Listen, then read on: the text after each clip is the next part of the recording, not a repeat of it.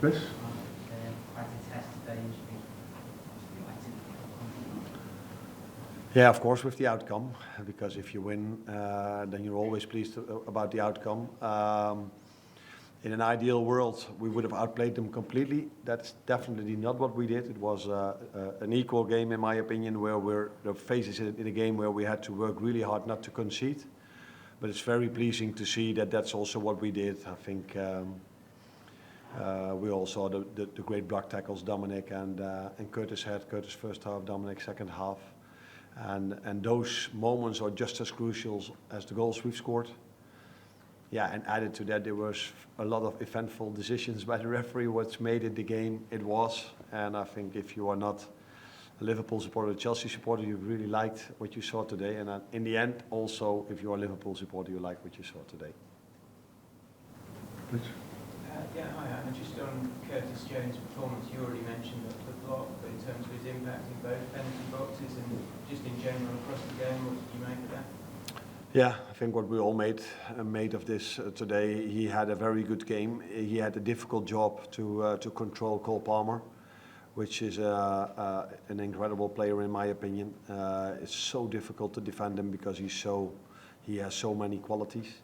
And Curtis did that really well today. He just, in my opinion, he controlled him for most parts of the game. It's almost impossible to control a player like this for 90 minutes, but he was quite close to that.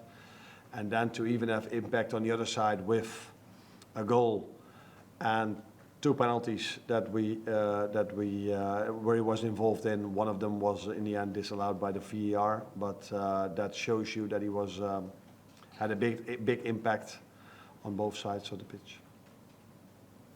You said this was maybe your first real kind of test. You said the fixtures were going to get harder.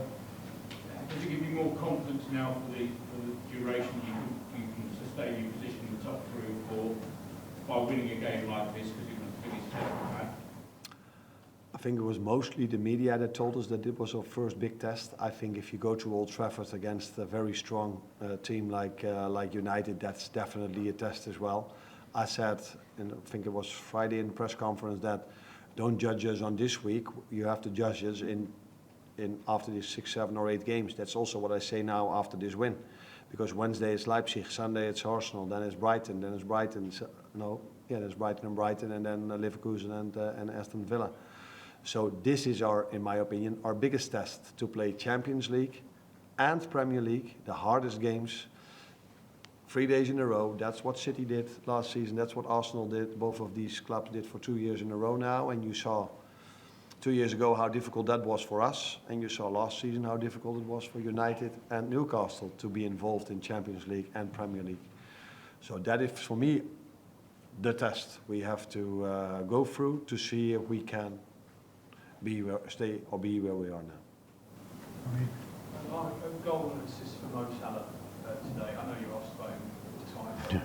Just how important has it been coming in here to have a player like that who's just so consistent at the The good thing is that normally if someone asks a question about Mo Salah, it's always about his contract. So now it's nice that you just asked me how important he is. He is important for us for the numbers he has, but what I also, it was a bit of a funny remark after the game, but I said, Trent, you have some competition now because I saw today that Mo can play as a right fullback as well. So the defensive effort he put in today to help the team in that part is what pleased me just as much as his goal and assist. Does the way that the team won today make you confident that you can pass the test of Premier League, Champions League, Premier League? I have a lot of confidence in this team, but you also saw today after the international break that we had some problems. Conor Bradley is not in. Trent, which you probably don't know, was also not training in the first days after he came back, so he was a bit of doubt before we started the game. Then we had Maka being sick today. Jogo had to be substituted. I'm not sure what it is, but I would be surprised if he's there on Wednesday. So these are all things everybody has, and you have to cope with during a season as well. So that's why I always say it's so difficult to win a league title, no matter where in the world, because so many things have to be done really good, and then this is a good start to win the second big game we played.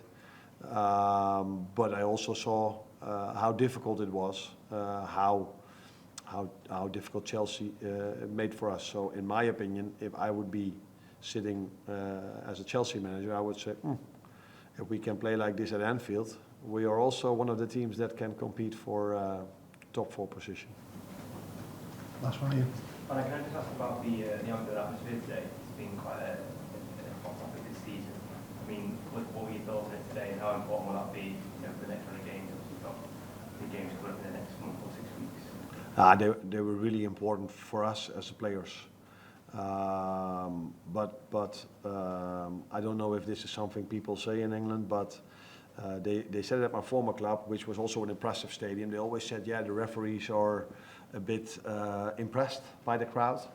And that's why you get the easy decisions in your favor. But today showed that no matter how loud the fans were, the referee just wanted to show that he was able not to give the decisions he had to make. So it didn't help us with the referee, but it definitely helped our players, because they had to work so hard. And then if you every time they cheer so hard for you, if you have made a block tackle or a Darwin sprinted back or all these moments, that definitely helps you mentally. So they were really important for us, for our players. Unfortunately, it didn't happen what all people always think, that Anfield gives you the easy penalties. At least, is that true or not?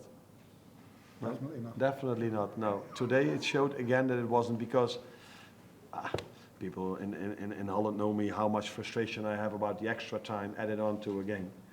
And there was no time delay at all from us today. And the last time we lost the game, it was for 45 minutes, time delay. He added on 6 minutes. And of course 7 maybe was true because of a VAR moment or blah, blah, blah. But apart from the decisions that happened, this extra time is a bit of a frustration for me as well. But Thank you.